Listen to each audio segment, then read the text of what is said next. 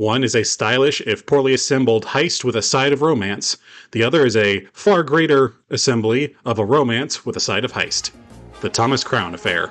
They Remade It.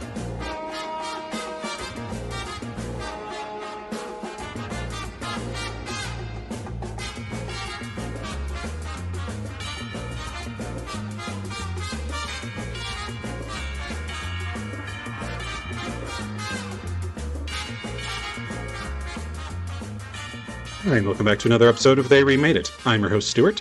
And I'm your host, Jacob. Insert obligatory weather commentary this time around, but with a more of a side of concern for those of us in the harder parts of the world. France, as I know, has been dealing with some new circles of hell with all of that right now, so stay hydrated out there, people. It sucks.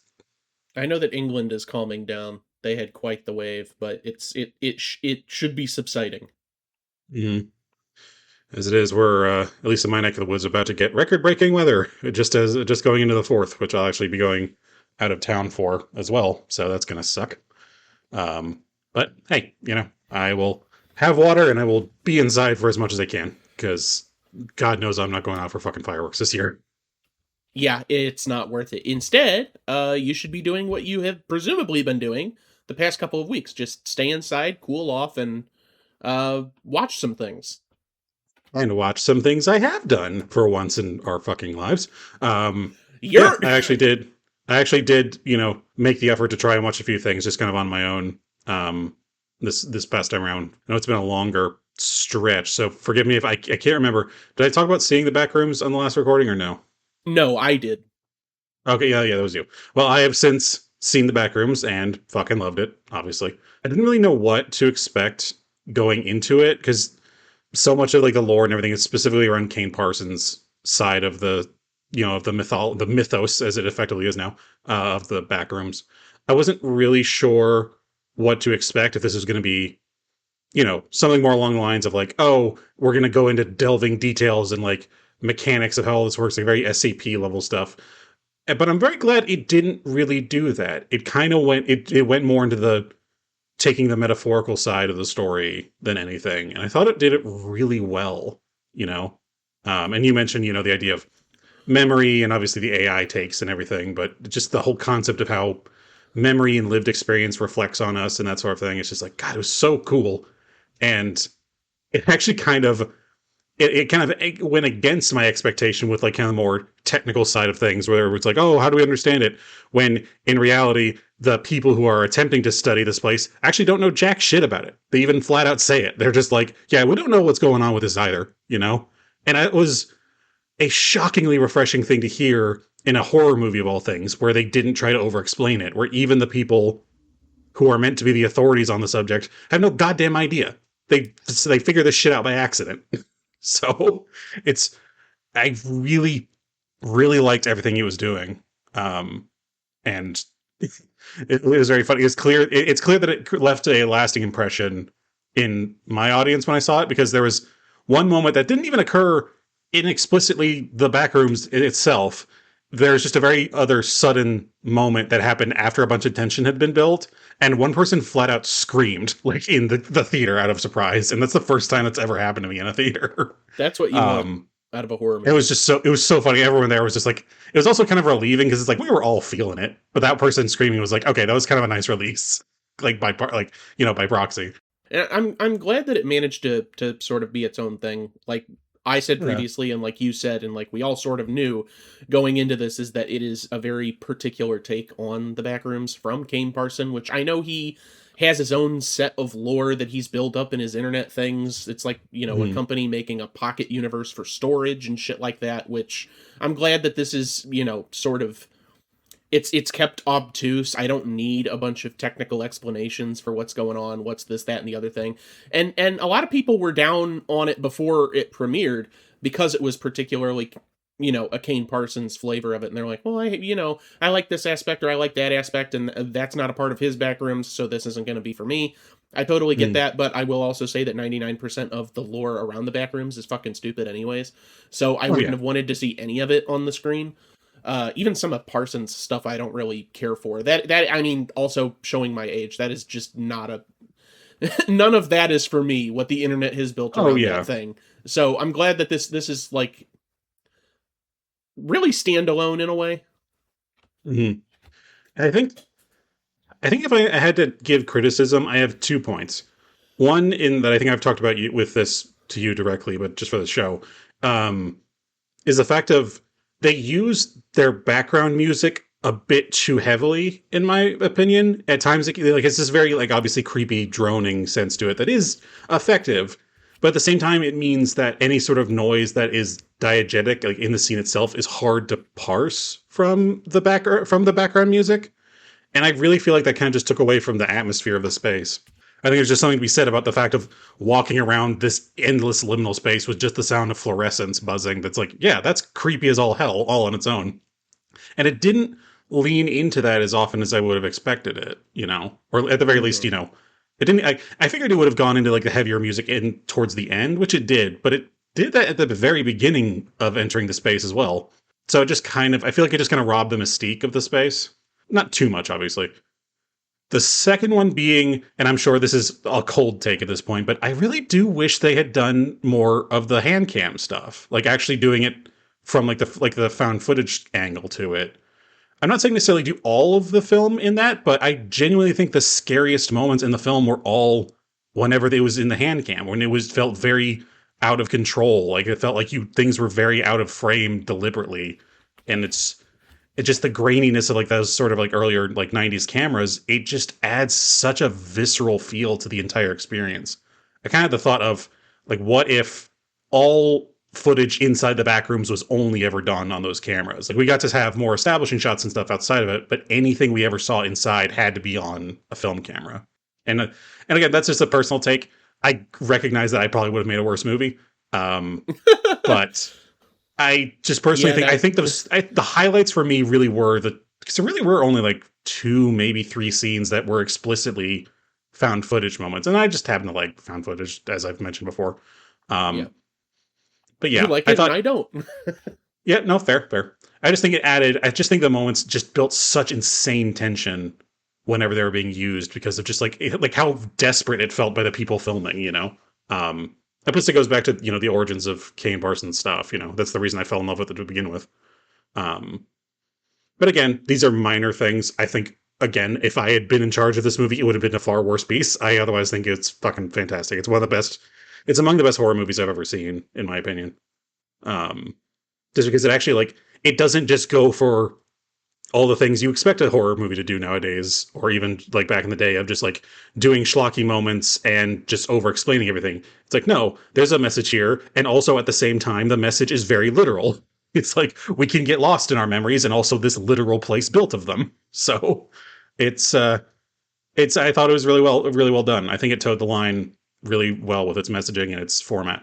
So, props to Yeah. Kane, I I think technically speaking, it did wonders in Mhm. regards to the horror genre. I really like the design and the aesthetic and how it goes about that. I mean, as far as like a horror movie is concerned, you're not necessarily fighting to get to the top of a list. It, it you're hard pressed to find good in horror as compared to other genres. It's much easier for like drama or comedy or things like that. Horror is rife with garbage, basically. Yeah. So it's not necessarily surprising that this could climb to the top. I still did have a number of problems with it, such as the story, and I think that there are some threads that they tried to tie together with the backrooms being reliant on memories, building on memories, and how the therapist's recollections or flashbacks sort of deteriorate that I felt could have been thematically stronger. I definitely have problems with it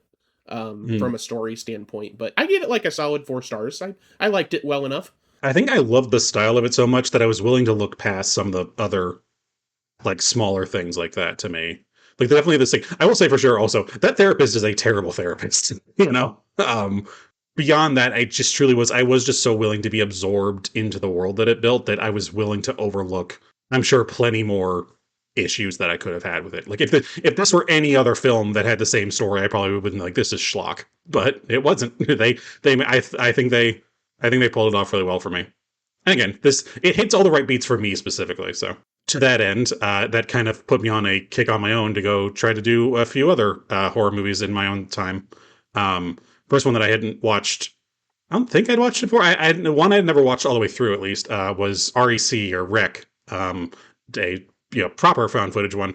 In my opinion, one of, if not the pinnacles of the subgenre, simply for the fact of it actually is able to play into the sense of realism that is supposed to be brought in with that whole concept.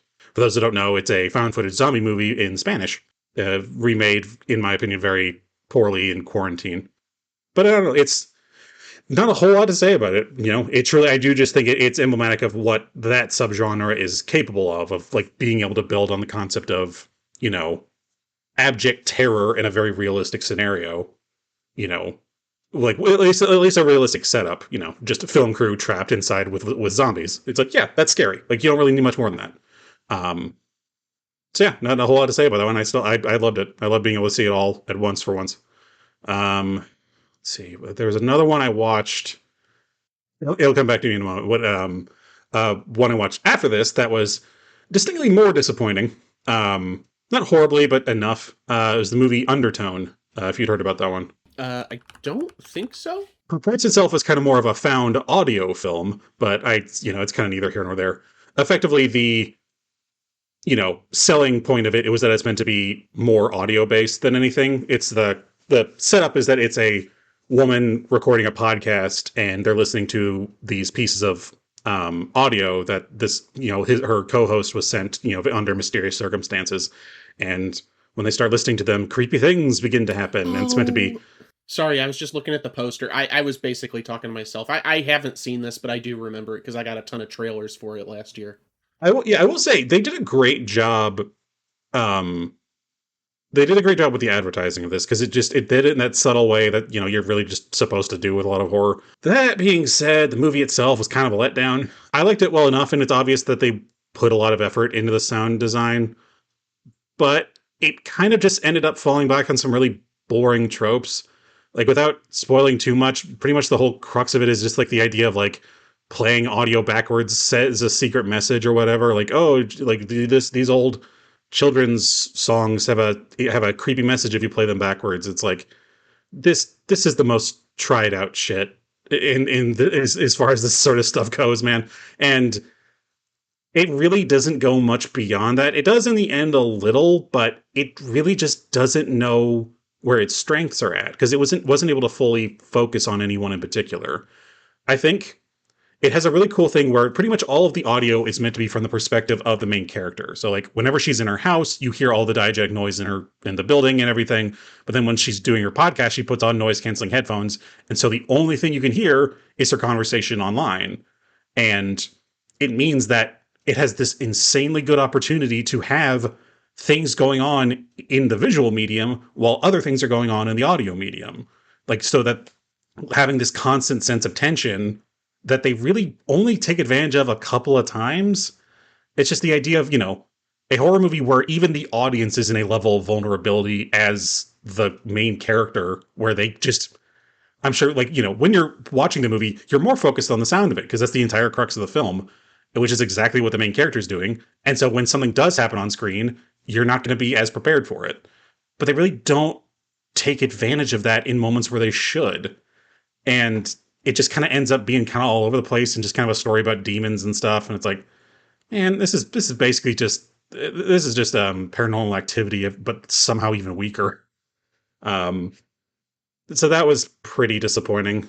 Yeah, no, that one truly, I was just going through it and just pausing at all times, being like, why is this what we're doing? Because there's literally multiple scenes where like the main character's trying to look up the concept of backwards messages and stories, but it's just like her getting little snippets on Wikipedia articles where it just says like demons, and then it goes to another shot, it like terror and all these different things of like individual words from random Wikipedia articles. I'm like, this isn't anything, guys. Like, this is just I don't know what we're doing here. So yeah, it just. I could gripe about it more. I'd have a lot more points I could gripe about it with, but it's just not really worth it. I thought they had such a good conceit, and the things that they did right, they did really right. It's just they didn't do nearly enough. So it just kind of ends up being kind of a wet paper bag of a film. Otherwise, I've also been, continuing with games and stuff. I've been kind of busy, so I haven't been able to do anything too crazy. One I did play recently, though, that put me onto a kick. It wasn't even a full game. It was just a play test. The Lift, which was, it's just meant to be like a life sim sort of thing where you're just a dude in this weird extra dimensional space working on fixing stuff around this building, like just fixing light bulbs and stuff. And it's like all has these sorts of just small little bits and bobs you clean up. And for whatever reason, it scratched an itch like nobody's business for me. And so from there, I've just been like, I need to find anything that even comes close to this kind of personal satisfaction that this game brings me. Because I played a lot of games like that, Power Simulator, Viscera Cleanup Detail, a few other assorted ones, like Voices of the Void kind of has that, of just this idea of like this immersive sim doing tasks and just feeling accomplished from it. But this is the first one that really managed to sink its teeth into me in a way that I didn't know how to stop playing it. And now the playtest is over and the full game isn't going to release until at least next year. And I'm frothingly pissed about that. So I am desperately trying to find something to fill the gap in the meantime. By the time I saw that you invited me to the playtest, it had already closed. So yeah, sorry about that. No, that wasn't. Yeah, I check my Steam notifications. Yeah, that one was really fun. Wish I'd been able to do more of it, but say how it be. Beyond that, nothing too crazy. I've been trying to maybe expand out my tastes with some games and stuff. I picked up Axiom Verge from like 10 years ago now. Very like it's a blatant Metroid rip, but it's been pretty good so far. I never played the original Metroid, so I don't really have any preconceived notions going into it. It's a bit hard on the eyes at times, but beyond that, it's like, it's fun. It seems like it's got something else going on in the background that I'm trying to figure out. So haven't played a whole lot of time on that, but I think it'll be worth it. I also picked up Hyperlight Drifter, which I have not played yet. So opinion is waiting on that. Otherwise, that's basically what I got. So I'll let you talk about your stuff and hope to God I remember what the last film was. So I have obviously tons of movies and games and I'm reading and whatever, but I got 4 things from the theaters. Well, the last one is relatively new, but not from the theaters because I missed the window on it. I watched it at home. But anyways, I'm just going to run down through them and I won't belabor any of them too much. The first one, because I do contribute to the problem more often than not, I did see Toy Story 5. Shame. It was middling. It was better than the 4th one, for sure. That's a low bar. I mean, it is, but the 4th was, yeah. It was at least better than that. I think that the good thing about this, it's not good from like a franchise perspective because it's trying to make it a franchise, but it is good from a storytelling perspective that they're not. Toy Story 5 doesn't try to pretend like it's wrapping things up. The past couple of movies have made a great deal, even 3, which I think is good. They make a big deal about being like, this is the emotional zenith of these characters, and you are going to cry and not, things are going to change in a way that they have never changed before. And this movie doesn't really do that, because it realizes what it's trying to do. It's like, I mean, but we're probably going to make more of these, right? And while there are downsides to that, from making a movie perspective, which is what people should be fucking doing, it is so much better and more palatable in that way. I mean, it's hard to say because it's like, yeah, it looks good. Of course it does, because it doesn't rely on too many human characters, which Pixar really bothers me with. And there actually is a bit more of that than previous films because it is so heavily focused on the Bonnie character. But yeah, it's still more plastic than anything else, and they can work well with that, so I don't mind. And the voice acting, as always, is pretty good. Conan O'Brien is here now as a new character. Okay. And he's a lot of fun. The main problem I have, though, is that it's kind of twofold. One is that it doesn't really say anything. The movie's predicated on being, technology is taking over, and first of all, it's a message that's 10 years too late, but they do a decent enough job of explaining away why they hadn't talked about this previously, which I enjoyed, but it posits itself as that, but it doesn't really do much of anything with it, because what do you say? You can't have your movie be you can't have your kid's Pixar movie end and just be depressing, because there is no real way back from where we've gone with technology. There just isn't. And it's Yeah. not going to tell kids and parents that, toys are the way, put away your devices. It's not going to take that stance, get rid of your tablets that have Disney Plus on them. That's not the message that they're going to be sending. So ultimately it's kind of like, well, technology's here to stay, but some technology is good. And hey, there are kids that like to play with toys even in spite of technology. So everything's fine. And again, that doesn't do anything. That it's kind of a big nothing for the story. And then the other problem I have with it, it's relatively minor, but I have to complain about it because we've talked about it on this show before, and they cannot help themselves. They do it every single Toy Story movie since the first one. They don't know what to do with Buzz Lightyear. They just don't. It's still shocking to me. They try to get, to be fair, I think even though I don't care for the fourth movie, it does the most in trying to give him an actual character arc, which I appreciate. And that's, him trying to go up to bat and be the leader that the toys need, which he ultimately fails at. And that goes to Jessie, which this movie expounds on quite a bit. 5 tries to do things with him, primarily in this side plot where he's trying to propose marriage to Jessie, basically.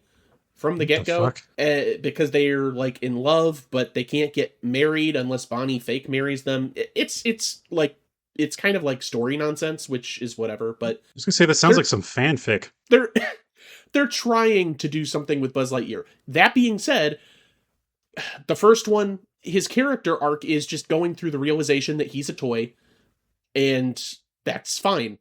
And then the second one, he doesn't have a lot to do because it's mainly Woody's movie. It's not a buddy movie. So they have the scene where he gets replaced. And then in the third one, he gets reset. The fourth one kind of bypasses it, which is good. But then the fifth one, they just double down on it. And they're like, okay, how about 100 Buzz Lightyears? That all of them, it's just an army of Buzz Lightyears marching through the woods, just not understanding that they're toys. And I'm like, you do this every time, and it's not necessary. Like, you have a character. Yeah, also the idea that there are hundreds of Buzz Lightyear toys out and about on shelves and everything is absurd at this point. Like, come on. Like, that as far as toy trends go, they come and go faster than internet memes sometimes. Like, there's not, whatever Buzz Lightyear toys were out there have long since been liquidated. Well, they spawn from like a shipping container that crashes on a shipwrecked island. That's actually how the movie opens. And I was kind of like, oh, you know what? Maybe this is fine, because I thought it was a Pixar short. This Pixar movie doesn't have a Pixar short before it. I thought that's what they were doing, but no, it was the prelude to a bunch of other stuff that happens. Yeah, I wasn't a fan of that. I don't really understand what they're doing there, or what the thought process is. I don't think they do either. It's fucking nonsense from a story standpoint too, because obviously these are toys that talk. You don't want to delve too deep into the mythos or the lore or whatever, and that's been done to death. Like, oh, why do they know to pretend that kids can't see them? And, how do they breathe? Like, all this stuff is played out, and it's not really interesting conversation. But Pixar does this shit with Buzz Lightyear so often. How are they making these Buzz Lightyear toys? What is the process for making these Buzz Lightyear toys that they are the only toys in existence, seemingly, that don't know that they're toys? Yeah. Like, have they all, I'm now curious of, as it turns out, every Buzz Lightyear is in fact a homunculus that has been imbued with the personality of its original creator, the true Buzz Lightyear. And all other toys are actually no, we just have instinctive, animal-like knowledge of, it's like how butterflies know instinctively what, route to fly. Toys just know instinctively, we are prey to the other sapient creatures of this world. Yeah. I'm willing to bet Buzz Lightyear might be an entirely different species. Not even a toy. He's like some sort of demonic. It's like whatever phylum or whatever that, that toys would go under, he's just another family entirely. It's like how, most fish aren't actually related to each other kind of thing. Maybe. Just no matter what way you slice it, it's confusing and it gets downright dark, because there's also the possibility of okay, well, maybe all toys or no toys are aware that they're toys, and they have to be educated as such. We just don't see that happening because we never see new toys come in. But then that can get pretty dark, because like at the end of Toy Story 2, or the end of Toy Story 1, I mean, a Mrs. Potato Head shows up. Does she come out of the box not knowing what's going on? And then Mr. Potato Head's like, "You're my play wife." Like, it doesn't make sense. That's the one thing about Toy Story that doesn't make sense that I actually care about. Yeah, fair. I don't know, man. I think they've written themselves into so many corners at this point that all they can do is dig down. We'll see with Toy Story 6 whenever that happens. We'll have even more dead cast members to deal with. Oh my god, yeah. At this point, like, once Tom Hanks goes, like, what the fuck are we doing anymore? Because he's not going to live forever, y'all. Okay, so we're like 32 minutes into the record, so I'm going to sort of blast through these. But I saw the new Spielberg Disclosure Day. There really isn't much to say about it. It's kind of meh, too. You get all the Spielberg magic that you love to see, but it is kind of like a Grandpa's Getting Old sort of movie, especially coming off of something like The Fabelmans, which was so personal. This doesn't really do much of anything. I think my Letterboxd review for Disclosure Day was this would have hit so hard in 1996. And I stand by that. It's just, it's made for a different time. It's supposed to take place in the current day and age, but it just doesn't fit. It doesn't rectify with what we know. The characters are acting as if it's like a 2026 universe, but the world doesn't adhere to that. It's very strange in that way. But I mean, at least some of them, like, I didn't outright despise it. Some of that Spielberg magic's there. It just didn't really do anything for me. There is a scene, like, literally 5 minutes from the end that I will not spoil, but I felt bad because I laughed in the theater and we were not meant to laugh. So that's something. Oh, moving on from that, recently, I caught Jackass Best and Last in theaters. Again, there's not much to say on this, except for, at the very least, I loved it in the same way that I love other Jackass movies. You go in and you know exactly what you're getting.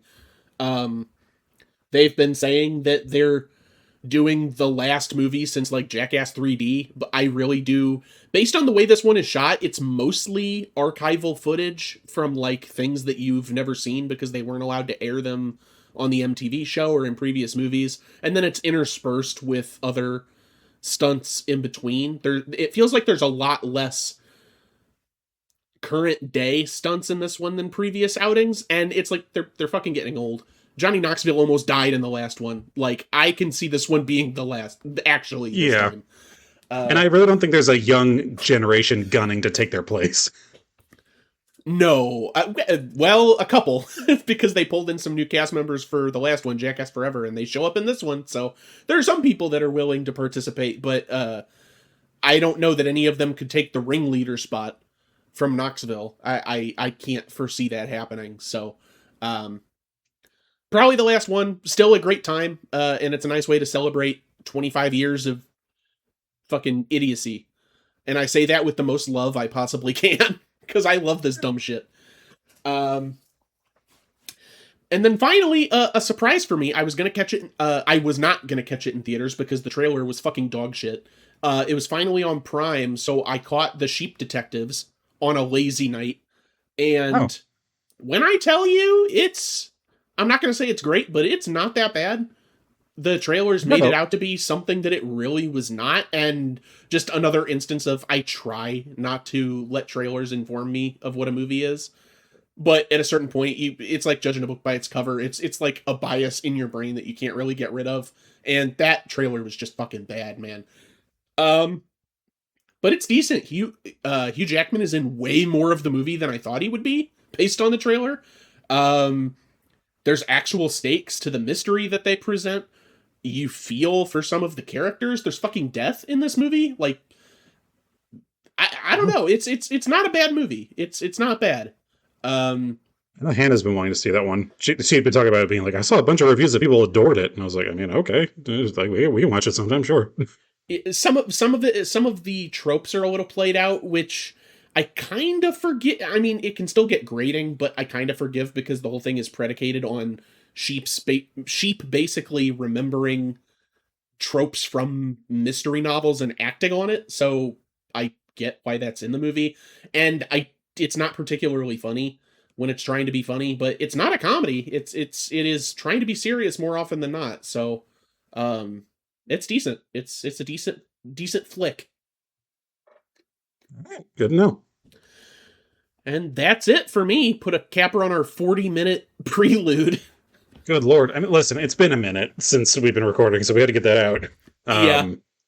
And who knows how much mileage we'll get out of this one. I'm hoping a decent bit, because I want to do it something a little bit different speed from normal for me. Not too different, obviously. Still a heist movie in many respects, but, otherwise it's predominantly supposed to be romance, at least.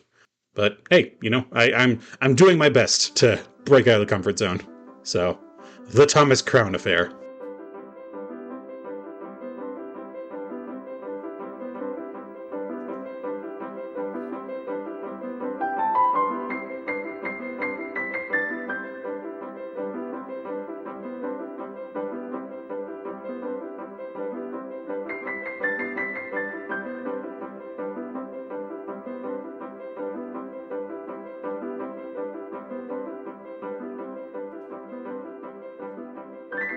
So, we'll begin with the 1968 version of the film. It is directed by Norman Jewison, written by Alan R. Trestman, produced by Norman Jewison again. Its cast is made up of Steve McQueen as the titular Thomas Crown, Faye Dunaway as Vicky Anderson, Paul Burke as Detective Eddie Malone, Jack Weston as Erwin Weaver, Bill McGuire as Sandy, Addison Powell as Abe, and Gordon Pinsett as Jamie. There's a few other assorted casts, but that will make up the majority of it. Jumping into the plot, one self-made millionaire businessman, Thomas Crown, is a handsome, dashing, cultured adrenaline junkie. Out of boredom, he masterminds a 5-man heist of $2.66 million from a Boston bank, with the getaway driver dumping the money in a quiet cemetery trash can. None of the men ever actually meet Crown face-to-face, nor know or meet each other before the robbery. Crown retrieves the money after secretly tailing the drop.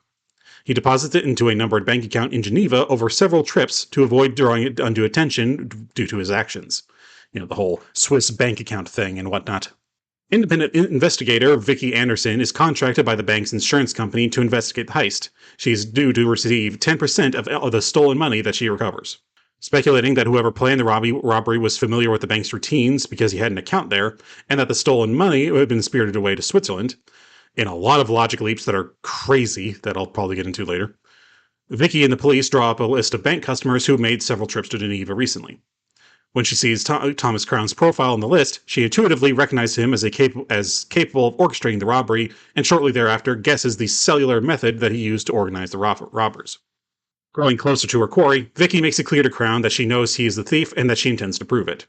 A game of cat and mouse ensues, which spurs both a physical and emotional attraction that soon evolves into an outright affair. This complicates Vicky's vow to find the money and help the detective friend Eddie Malone bring the perpetrator out to justice. The reward offer entices the wife of the getaway driver, Erwin Weaver, to inform on the crew for $25,000. Vicky finds out that he was hired by a man he never saw the face of, but whose voice he heard via a microphone. She tries placing Erwin in the same room as Crown, but there is no hint of a recognition on either's part. While Vicky is clearly closing in on Crown, even using the Internal Revenue Service as leverage against his liquid assets, he forces her to realize the extent of her conflicted emotions. While she seemingly persuades him to negotiate an end, Malone stubbornly refuses to make any deal, leaving her torn between the men, her convictions, and her heart. Crown organizes another robbery exactly like the first one with different accomplices and tells Vicky where the drop will be, because he has to know for sure that she is on his side.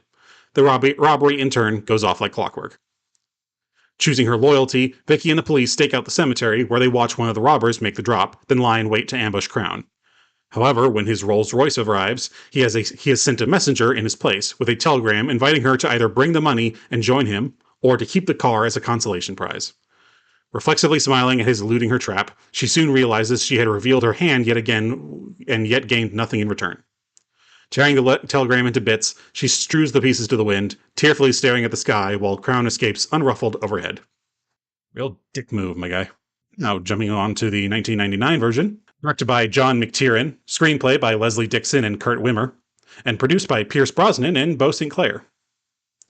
Its main cast is made up of Pierce Brosnan as Thomas Crown, Renee Russo as Catherine Banning, Dennis Leary as Detective Michael McCann, Ben Gazzara as Andrew Wallace, Frankie Fashion as Peretti, Fritz Weaver as John Reynolds, Charles Keating as Gulkin, Mark Margolis as Nutzhorn, Faye Dunaway as the psychiatrist, and Esther Kanadas as Anna Knutson, however that's pronounced. On to the plot. Thieves infiltrate the New York Metropolitan Museum of Art inside a literal Trojan horse, preparing to steal an entire gallery worth of paintings, but are quickly apprehended. In the confusion, billionaire Thomas Crown, the crime's secret mastermind, steals Claude Monet's painting of San Giorgio Maggiore at dusk. NYPD Detective Michael McCann heads the investigation into the theft of the $100 million artwork with the unwelcome assistance of insurance investigator Catherine Banning.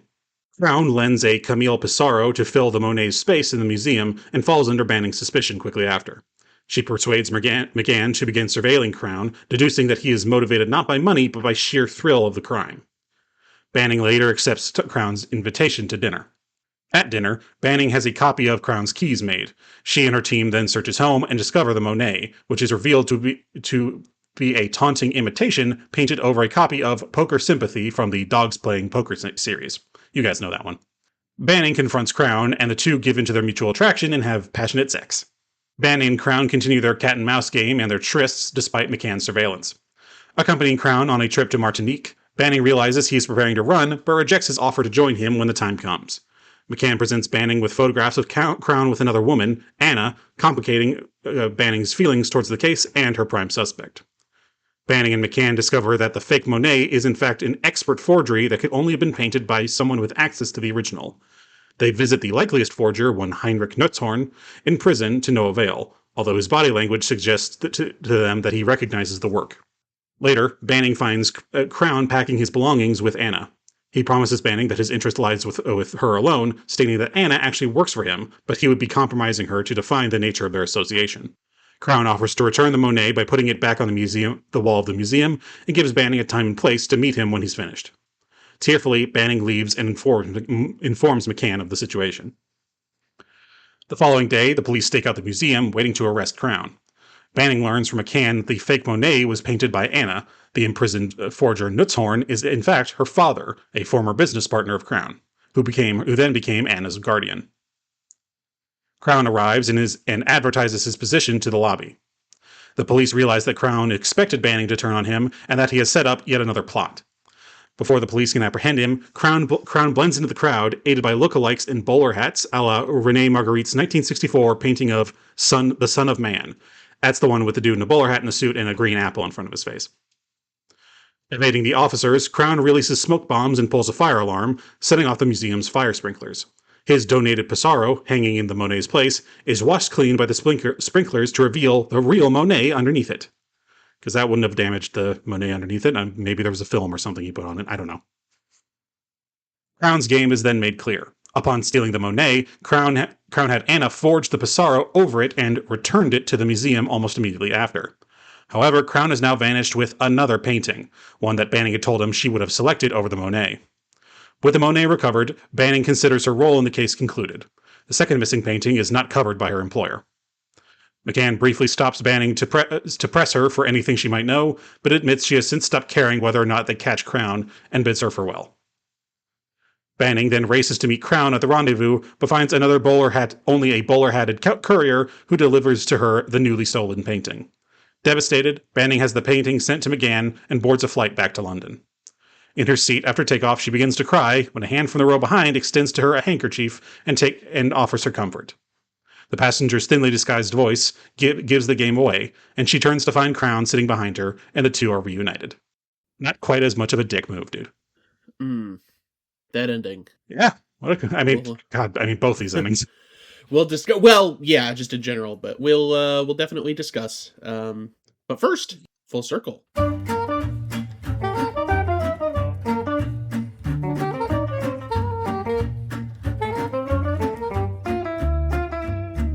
All right, we have a couple here, so we're going to go ahead and step through them. Firstly, we have Steve McQueen, of course, played Thomas Crown in the 1968 Thomas Crown Affair. He was also Vin in 1960's The Magnificent Seven. Yeah, that's one of the few times where I saw a character and I was like, oh yeah, I immediately know this guy. I immediately know Steve McQueen. Yes, I do. Believe it or Uh, not. That's not a normal occurrence for me. Even famous older actors, I'm just like, I don't know. Next is Faye Dunaway, who of course was Vicki Anderson in the '68 Thomas Crown Affair. She also showed up as the psychiatrist in the 1999 remake. She was Evelyn Mulray in both Chinatown and The Two Jakes. That one I definitely recognize as well. Yeah, I think the latter might have been a voiceover, like on the phone, but it was still her. I don't remember. I think it had to have been. Next, we got our man, or, well, my man, Ben Gazzara, who was Andrew Wallace in 99's The Thomas Crown Affair, and he was Brad Wesley in 89's Roadhouse. Dennis Leary was Detective Michael McCann, he in The Thomas Crown Affair, of course. He was also Captain Stacy in 2012's The Amazing Spider-Man. He has just such a specific look to him where I'm like, you couldn't be like, if you had been in movies in the 80s, you would have been a villain every single time. Greg Bello was Iggy in The Thomas Crown Affair. He was also Rick Fusco in 2007's Shortcut to Happiness. Yeah, I don't remember that one at all. I just remember all the fun edits in that movie, but I don't remember the characters. Simon Jones was the accountant in The Thomas Crown Affair. He was also Shellhammer in 94's Miracle on 34th Street. And finally, not on the list because I don't know, I must have missed it, but definitely I was thinking about it earlier. Yaphet Kotto was Carl in The Thomas Crown Affair. And he showed up as William Laughlin relatively recently in 87's The Running Man. Oh, okay. I was like, who the hell's that? It was like, yeah, no, that tracks. Yaphet Kotto, the famed Bond villain Yaphet Kotto. I remember now. Oh, man. I forgot how complicated these plots were. It's been a minute since I've watched these. Well, I'll let you have your initial thoughts so I can have a sip of water. Sure. I'm glad that we did this one. When we did, it's a bit of fresh air. Because the last couple of episodes that we've done, either both movies have been complete trash, or at least one of them is good, but the other is garbage. You know, we've had a lot of garbage, and at least for this one, I was pleasantly surprised with both of these. I like both of these a fair amount for different reasons. Sure. And it certainly helps that the stories, more or less, the stories are structured the same way with very important differences that led you to have to do both synopses. But at its core, it's a sexual game of cat and mouse. Phrases I've never thought I'd hear out of your mouth. But it's something that's very tantalizing in a way to see people go back and forth in such a way when there's tension on multiple levels. Because a lot of cat and mouse style things, it's someone's running, they don't want to get caught, and then someone's pursuing. It's like The Fugitive, or Born. Well, yeah, just in general, all the Bournes. But this one has an added layer of relationship drama that most of those don't obviously have, and so the mind games are on a bit of a different level, even though the mind games are, for the most part, on the part of Thomas Crown. Right. The Steve McQueen or Pierce Brosnan character. Still, it's multifaceted in a way in both of these that keeps it interesting. You're not just watching someone chase somebody else. It's nice, yeah. Especially because it's very much like we both are in on it. We both know what's happening, but you have to prove it, and I like that. I definitely like it as well. I just wish I had liked it in the original a bit more. And stop me if you can see what I'm talking about here. The original kind of had the same feeling as the original Italian Job to me, where it just kind of felt like stuff was just happening and it didn't really coalesce super well. There was a lot of just stuff that Thomas Crown was up to that I was just like, okay, moving on. I do sort of see where you're coming from. I think that I liked the original Italian Job more than the remake, and more than this just because of the level of chaos that it had, even though it was like a kind of just a messy jumble of things that happened. I liked it all right in that it's I think that the 68 Thomas Crown Affair is a solid 3-star affair. It's particularly inoffensive in that I think that it's structured very well. It's a good script. And I think that the characters are interesting, even if the momentum is kind of stagnant at times. Yeah. And it doesn't That's a good feel way of saying it's stagnant. those down moments are more often than not trying to build up the relationship between the McQueen and Dunaway characters. It just doesn't always go 1-to-1 or A to B to C, whatever you want to call it. It doesn't feel particularly momentous, whereas in 99 you can actually feel the relationship propelling and affecting the aforementioned game of cat and mouse. So it feels like there's more reason for it to be there. I'm gonna play my hand early because I like both of these. Mm. I think that the 99 Thomas Crown Affair is a definitive improvement. Yeah. I rated 68 as a 3-star and I rated the 99 as a 4-star when I put these together. So that's just getting it out there of which one that I prefer early so that we can just have a regular conversation, because I don't think any of these are Fair. outright bad. It's just Yeah. the 68 leaves a lot to be desired.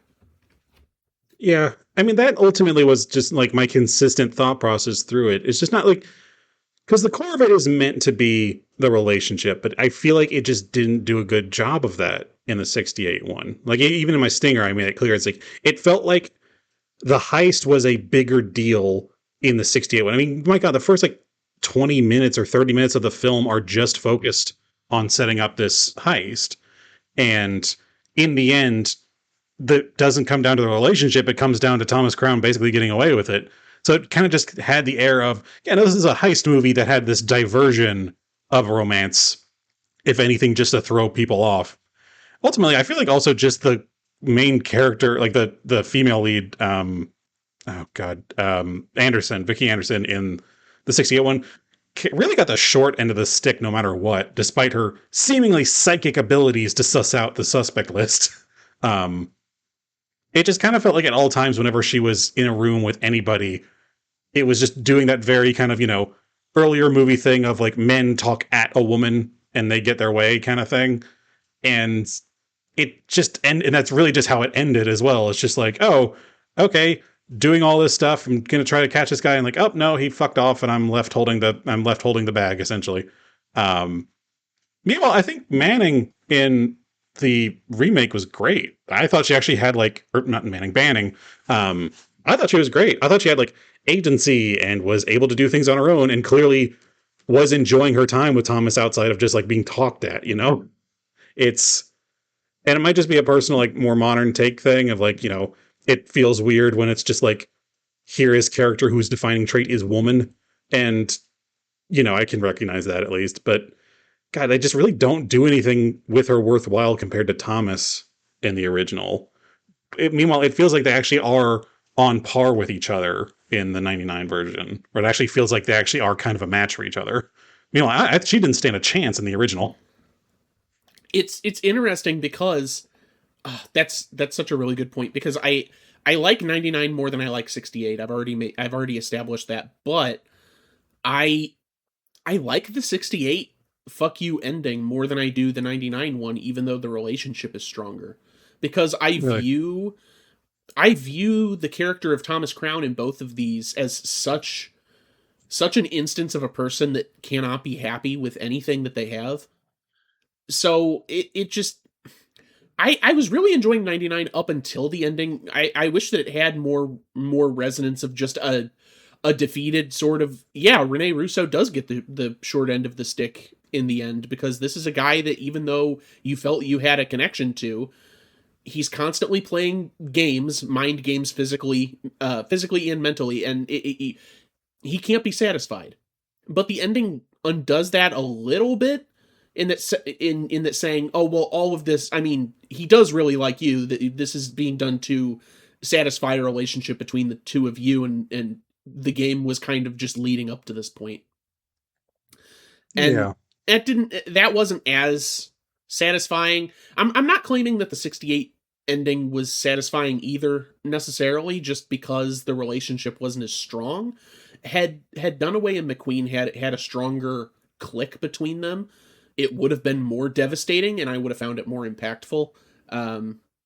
So yeah, take the relationship from 99 and the ending of 68 and mash them together, and I think you'd have something that I would really like the outcome of. But some of that is personal preference, I'm sure. I honestly really liked how the ending of this 99 one came together for the simple fact of, first of all, I love the whole scheme that Thomas Crown had going in the 99 one. Like the original one was like, it was very clinical and everything. And it didn't really hit for me of like how he did the bank heist and all that. Not least which for the fact of he's not doing anything himself. He's just making phone calls. But I really liked what he was doing in the 99 version of just like the whole weird bait and switch game the whole time around. And also with the revelation at the end that him returning the painting had nothing to do with banning. He was going to do that before he even met her. And then after that, only then stole the extra painting just to be a last moment of, hey, I actually do give a shit about you. And I don't know. I feel like it just kind of ties together in this moment of this guy is just an eccentric who likes doing all these wacky things, but it's clear that he actually sees something worthwhile in banning. And, it just kind of, it clicks a bit better for me. Like, I think I could, it's a believable ending, even though, even with it not being as necessarily narratively satisfying in the sense of like, yeah, in reality, this is a rich jackass who would have gotten away with it. And he still did ultimately in this one, but in this case, he's also got a heart of gold. So yeah, I don't know.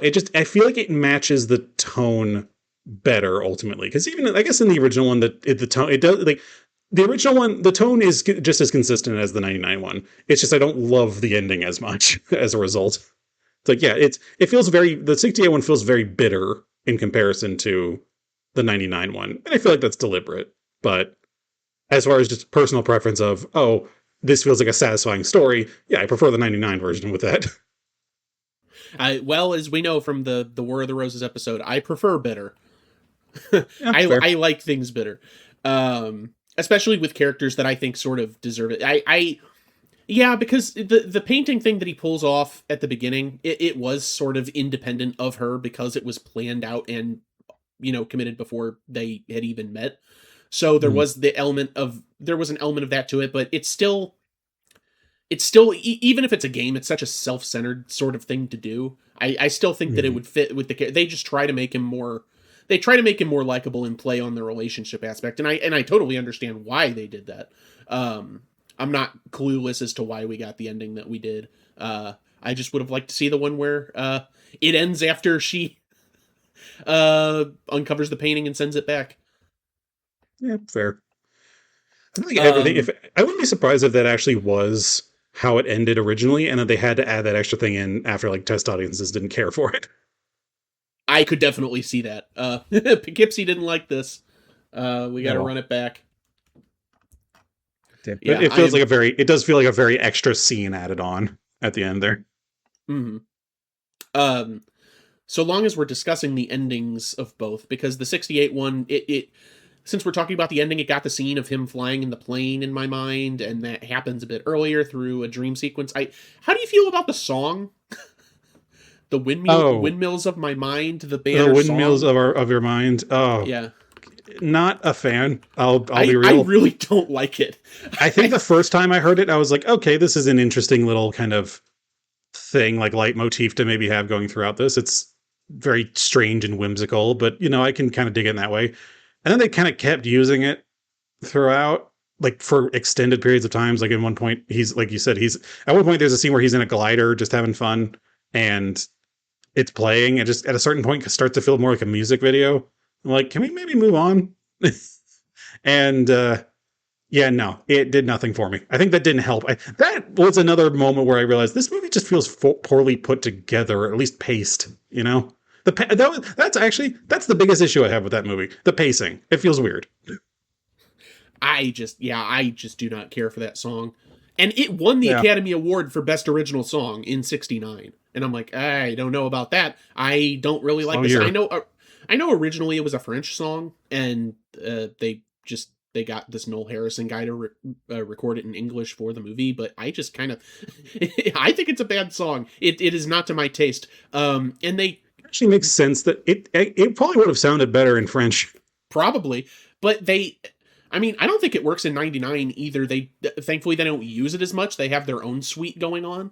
But Sting did do a cover of it for 99, and I don't think that works well either. The best thing about Windmills of Your Mind in 99 is in the middle of the movie when Brosnan and Russo are walking around out on the street. There's like a leitmotif of it playing in like a jazzy sort of way, and I actually think that composition is better than the original composition. And if it was only that, huge kudos. Yeah. Yeah.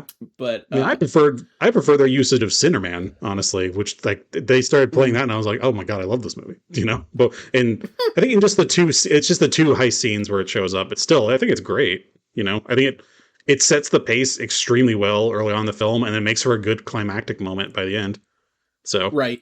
That I wish, like, I'm glad they didn't use it more than they had to. I'm glad it just had the two moments so you could link back to the first one, but it would have been fun hearing the leitmotif of Cinderman throughout the film instead. Well, at the very least, I'm appreciative that the remake isn't just filled with, songs from every which place. They front load the movie with it a bit with the windmills and the Cinderman, and then the rest of it is just the Bill Conti score, which is a pretty good score. So, it's solid. I mean, honestly, I think that the original movie's score is pretty good too. The Legrand score, I just don't like that song.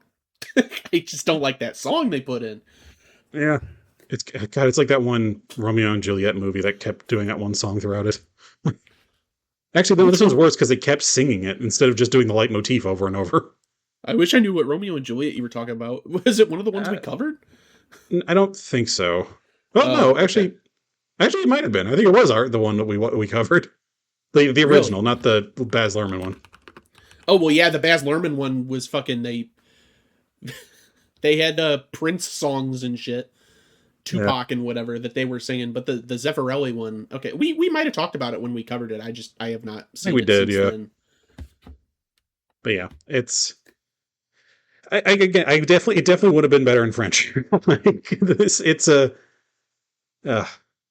I don't know. There's so many, it feels like the late 60s into the early 70s were such a weird period for movies that it felt like a lot of filming trends were sort of shifting over to a more modern sense.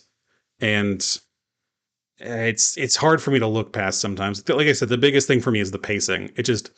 We spend so much time. We spend an amount of time on that earlier heist that made me start to think, was this movie from like the 50s where they just didn't care about proper like pacing? And I had to remind myself that it was from the late 60s. I'm like, what the hell are we doing? I don't particularly like the 60s in film. I've said on the show countless times that the 70s are like the golden spot for me, but that's because we were in the new Hollywood, every up and coming director was a rogue. Mm-hmm. For me, like, it's kind of, it ranges. I have like certain, like, multiple decades are pretty good for me, but the 60s especially, I'm just like, eh. And this is extremely emblematic of it. Like, like I said, the weird pacing with the heist at the beginning, and then the fact, like, it felt like the discovery of who was running it, like, discovery of Thomas Crown's implications was really rushed. It felt like it just making logic leaps just to get to where we need to go. It made sense in the 99 one where it's like, oh, I'll donate a picture here. And that's like, okay, that's a little weird. It's like, there are enough circumstances there where I could be like, okay, yeah, I can see it. I can see someone putting two and two together with that.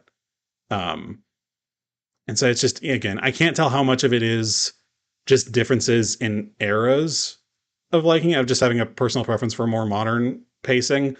But I do genuinely think that 68 one might just be bad paced. Like... No, I think independent of personal effects, because not to say you don't like older film, we talk about this shit all the time, but I think that I definitely lean more towards older Hollywood than you do. Sure.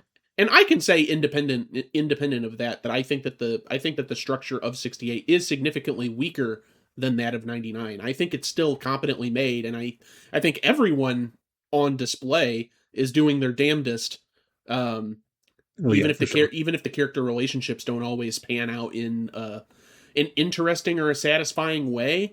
I think it's a very competent movie, which is why I have it like right in the middle of the road. It just doesn't go the extra mile for me. But there's so much to like about 99. I mean, the cast is great.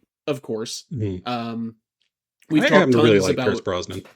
yeah, we've talked tons about Brosnan and Russo, but Gazzara is great. Dennis Leary as the head detective is great. Oh Frankie yeah, Faison, he's always like a delight. yeah, there's tons of people that are really pulling their weight and doing some heavy hitter type shit in this. And honestly, the way that they affect the plot by so the original is stealing money from a bank, which Yeah. is fairly pat, but you can go a lot of places narratively with that. Changing that to an art heist, they do pretty. The 1-to-1 is pretty well, and and the way that they set up the heist and the reveals for the heist is really competently done because just on paper, changing it from stealing money from a bank to stealing a painting from a museum is technically handicapping your script because Mhm. there are less places that you can naturally take it, so they have to go the extra mile to make it seem authentic. I think they pull it off. I think high risk, high Yeah, reward. yeah. So And I think props to that. it adds a flashiness that I think the character desperately needed. Because like for as much as it goes on about him being a rich, eccentric, and adrenaline junkie, in the original, when it comes down to the crime itself, he doesn't really have that much of a hand in it. You know, he's all just kind of watching it from the outside and coordinating. Like that's not especially thrilling in my mind. You know, meanwhile. 99 guy, he's actually going into it and throwing smoke bombs and stuff. I'm like, this guy loves this shit. He's like the fucking Green Goblin, and I know, it's great. he props up the gate with that briefcase, and yeah, he's like actively involved in the crime scene. Yeah, he's great. You know, it needed that flash that I think an art changing it to an art theft really nailed home. It's like it's less visceral, but I think that's kind of the point. Like I do like how they managed to take something very bitter and turn it into something very kind of eccentric with 99, and I think that's why I like it so much. It's Mm-hmm. that they are able to take something that to me just didn't really it reeked of like it didn't have what it was trying to tell me it had of like, oh, this guy is this rich guy who does it all for the thrill, and I'm like, okay, he's just watching from his office, and also he does polo and gliding, like whatever. Meanwhile, this one goes like, oh, he's running in there and stealing the painting himself in a few seconds and dashing under gates, and he's on like expert boat racing, and he's nearly toppling into the ocean and all that stuff. It's like, wow, no, this is a billionaire doing crazy bullshit. This is cool. Yeah, and by the way, because I just thought of it, and I mean you lightly touched on it earlier, but Heart of Gold my ass for Pierce Brosnan because he stole that Monet and he smeared watercolor paint all over it. Yeah. No, you are lucky that that worked out the way it did, or they would be hunting you to the ends of the earth. I'm choosing to believe that he had to put like some sort of like cling wrap on top of the Monet to be able to pull that off because like you're not painting watercolor on top of acrylic paint or oil paint. Like that surface is so fucked to be able to paint anything on it. Yeah, that is just irreparable damage at that point. Yeah, no, for sure. That's definitely some movie magic bullshit. That's the one thing that in the movie where that's like, okay, hang on. I guess to be fair, most galleries nowadays don't have the real paintings on display, but I don't know, this was 99. That was probably the real thing. Yeah. I don't know. Oh. It's yeah. Trust in the world hadn't quite gotten quite so sour yet. Give it a couple more years. This is a pre 9/11 world. These fuckers are flying all over the place, private jets and shit. He could have gotten the money to Geneva just as easily in 99 as he did in 68. Yeah. Oy. Anyway. But I don't have much else to say, honestly. I think I wore out my topics because we, with the exception of the endings, we agree a fair amount here, you know. Yeah. 68 is fine, if not to our tastes, and 99 is pretty damn good. I mean, I'd almost go to say I genuinely disliked the 68 one the more I think on it. I'm just like, I mean, that's kind of perfectly fine. Again, it kind of goes back to the whole thought of, you know, which one would I watch again? I'd absolutely watch the 99 one again. I don't think I'd ever want to watch 68 again. Not even a thing of like, oh, we're watching this one. I'd be like, I don't like that movie, and I wouldn't watch it with people. So it's, I don't know. It just something about it just rubs wrong for me. I think it almost feels like these two movies should be reversed. That the 99 one would have been the original about an art theft, and then the remake was about a bank theft that was a bit more visceral, and that just didn't do as well. But the fact that it isn't is just almost kind of weird. I think if it was directed by someone else, I could see that working. Like 68 Thomas Crown Affair directed by Michael Mann. I could definitely see that. It's like Heat. Yeah, that's fair. Honestly, yeah, that is just Heat at that point. So, yeah, I could see that if you get different people in there, of course. Well, suppose I could ask a question now, because I actually did have one going into this. Sure, because I got none. Cool. Well, if you were a rich, eccentric millionaire who needed a shot of adrenaline, what sort of thing would you steal? What would I steal? I think in the middle of the night, when no one was looking, I would take that real life Simpsons house that they built for that woman back in 1997 that she didn't fucking appreciate and sold, and they painted over. I would airlift that son of a bitch out of Nevada. Wow. And I would repaint it to match all the goofy, wacky colors like pink and purple and orange instead of the modern nightmare that they almost immediately turned it into. And then I would drop it back into place once it was done. The fact that you had that one so ready tells me you have so much ire around this situation. Look, they had a competition. They had a competition between seasons, I want to say 7 and 8 of The Simpsons for who shot Mr. Burns. And it was like, call in and guess who shot Mr. Burns. And if you know who did it, you'll win a fantastic prize. And no one called in with the right answer, so they picked a random woman that said Smithers did it. And they were like, you can get the real life Simpsons house that we built in Nevada, or you can just get a ton of money. And she's like, I think I'll take the money. And then because it was an eyesore, or they thought it was an eyesore and it hampered real estate values, they fucking modernized it so they could sell the damn thing. I mean, it's just a waste. All things considered, I feel like they kind of maybe put the cart before the horse on that one with that price.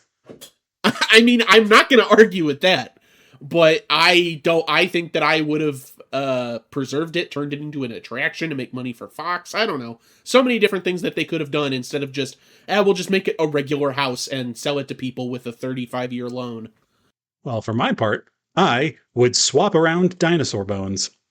I would find in like where they have dinosaur skeletons propped up, I would take a bone from one that looks sort of similar to one in another and swap them, and just do that as much as I could, and if possible, fully just switch the positions of two of them over time and see if anyone notices. I think by a certain point, if you're talking about, you start with the bones that are similar, but then start to work to get to, at a certain point they would have to notice. I don't know at what point that is. I think a better way to do it would be I find one in particular that I'm like, okay, this one's going to stay in the exact same position, but I'm going to see how many bones I can swap out from this one specifically before they realize something is wrong. Like I get 80% of the way through a T-Rex, and then I get to like the skull, and I'm like, well, if I do this, they're definitely going to notice. But otherwise, everything, like all its ribs are like the legs from a fucking pterodactyl, or its tail bones are made up of shit from a brachiosaurus. Just all these different things, and just see what people who are so dedicated to dinosaur bones take one look at and be like, why is a brachiosaurus vertebrae in its teeth? See, you're fucking with scientists at that point. Also, you're like Nick Cage's worst enemy. Yeah.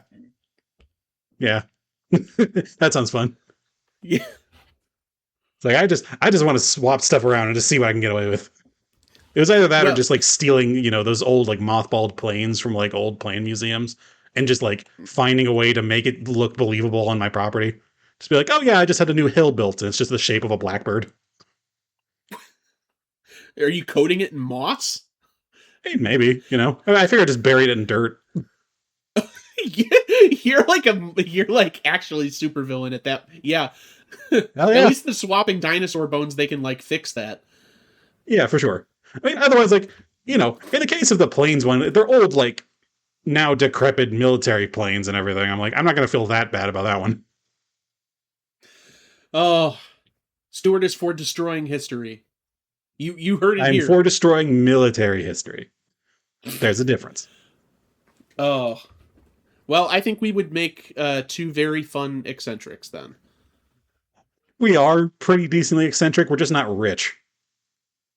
That is the kicker. That is unfortunate. I could do, my God, the things I would do if I were rich. You would, like, no one would ever see me again, and then I'd just be doing things from the background, mainly just, like, really strange random collections.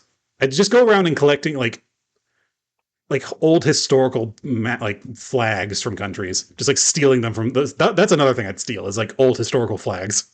And then just, like, have them flying over my house. Six Flags Over Stews? Hey! That's my next movie. Yeah. Oh, well, should I get into socials? Please do, before I start thinking of even... before I think of more weird heist ideas and start putting myself on a list. Yeah, well, we're talking about being particularly anti-social, so I figured I should get us out of that hole. Please. Go ahead and follow us on any of your favorite podcasting platforms and rate us and review us. We like that. We're on the likes of Apple Podcasts, Spreaker, Podbay, Podmatic, Stitcher, SoundCloud, iHeartRadio, YouTube, but we're hosted by Spotify for podcasters. Go ahead and send us an email, theyremadeit@gmail.com, with suggestions for future episodes. We always like to get those, what you thought about this episode or the podcast as a whole, or if you just want to say hi, that's perfectly acceptable as well. And go ahead and follow us, theyremadeit.bluesky.social, for updates on when new episodes are going live, posters, promo art, and other things for what we've been engaging with between podcast records, posters for movies that we could do episodes on in the future, and full circle videos that I like to put together regarding people that we've talked about on the podcast more than once. And that is it for socials. The Watchers. That's the other movie I watched. The fucking Shyamalan daughter movie? Yeah, that's the one. That thing was no good. Yeah, it was pretty lame. I kind of liked the twist that they had going on, but otherwise, no, it was kind of all over the map. Yeah, they just didn't do anything with it. Yeah, nah. Yeah. I think that's why I kept forgetting the name of it. I was like, what did I watch? The Watchers. That seems too easy. That's the one. Who watches The Watchers? If you look at the box office, nobody. But yep. Hey, and I barely did. I had it on at work. Okay, good. I'm glad that we waited to the end of the episode to get the answer to that. Yeah, it was kind of a letdown. I need to find more good shit to watch, man. Backrooms is coming back to theaters. I know what I'm going to watch. As always, I'm your host, Stuart. And I'm your host, Jacob. See you guys later, after I go watch The Backrooms again.